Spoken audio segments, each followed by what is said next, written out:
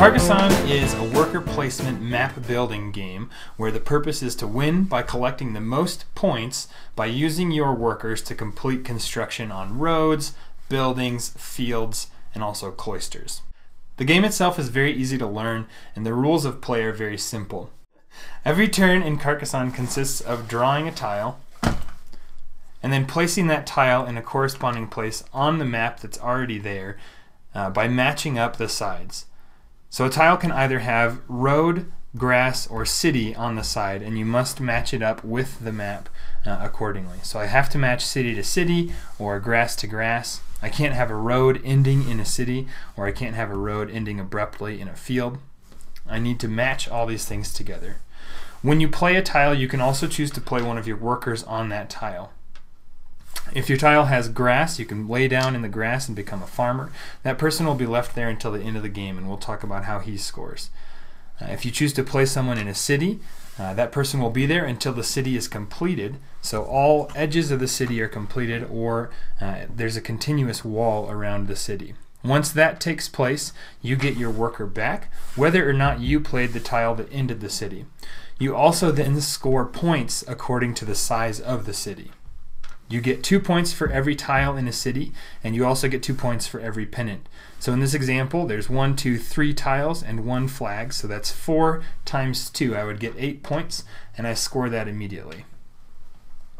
Sometimes you'll also draw a piece with a road. If you play that kind of piece, you can choose to play on the road itself. If you play on a road, that's scored once the road is completed. A road is completed when both sides of the road are end in a feature.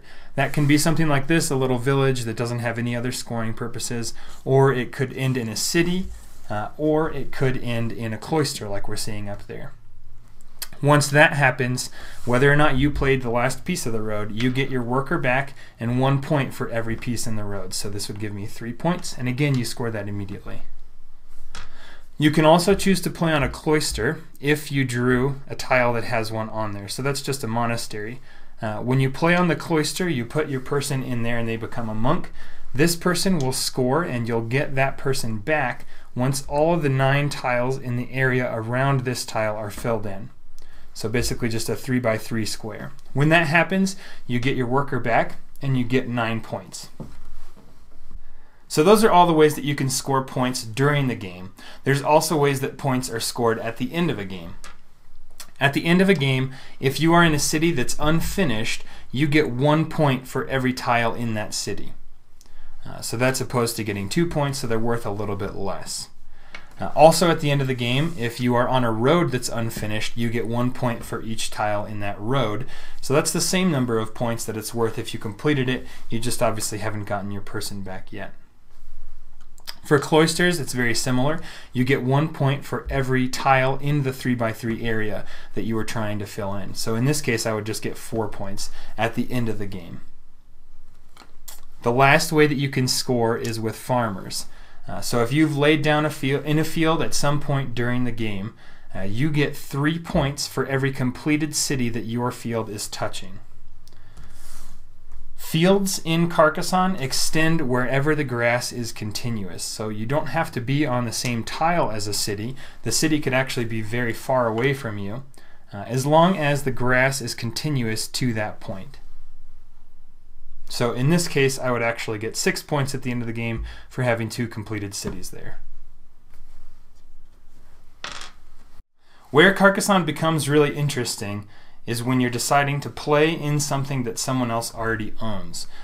When you play a tile, you cannot play on a feature if someone else is already on that feature. So for example, if Beth was already on this road and I drew this tile, I could play this tile here, but I cannot play on the same road as her. She already has that road. The same thing would be true of cities. So if Beth was in a city here and I drew a tile and wanted to play in that city as well, I couldn't play directly into it because Beth already owns the city. The same thing is also true for fields. So if Beth was in this large field right at the beginning of the game and I thought that I wanted to get in there for points as well and I played a cloister here, I could not lay in this field because it's something that Beth is already touching. You can get around that, and that's where Carcassonne becomes really interesting. And the way that you do that is by sneaking into a feature. So for example, if Beth is in this city and I want to get a part of that city, I could put a city tile next to hers that's not exactly touching or adjacent, and then I could claim that city, because as of right now they're not actually connected. I would have to draw another tile that did connect those cities, or we would have to play another tile in between there in order for us to share the points. So here's a good example. Maybe later on I play this tile and now our city is connected. We're both inside the same city, so we're actually both going to get the same number of points at the end of the game. If you're sharing a feature like a city or a road or a field, you get the same number of points as long as you both have the same number of meeples in that feature. If maybe down the road Beth wanted to be sneaky again and she tried to get another person into the same city, she could do that. Again, she would have to sneak into it, so this is not quite connected yet, but maybe it will be. And then if she played another tile that connected those pieces, now she has 2 meeples in this city and I only have 1. So my guy still stays there until the city is completed, but now I don't get points when it's scored because she has 2. So mine just goes away, and then she would get the points for the entire city. So that's true for roads and also for fields.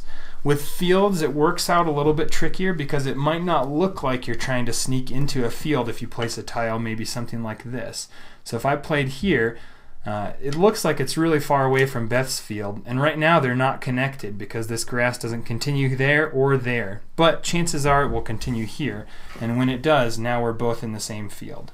The game ends once all of the available tiles have been used. As soon as the last tile is drawn and then played, and then whomever drew that tile plays on the tile, that ends the game and the final scoring begins. And that's where you get 1 point for unfinished roads and 1 point for unfinished city tiles and flags, and then 1 point for every part of a cloister.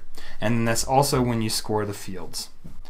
So that's how to play the base game of Carcassonne. You can add in a lot of different expansions, and those change the way the game plays, and also add in different tiles, and those are a lot of fun too. But once you've learned the base game, it's pretty easy to add those in and learn those rules. So if you have any questions, leave those in the comments below.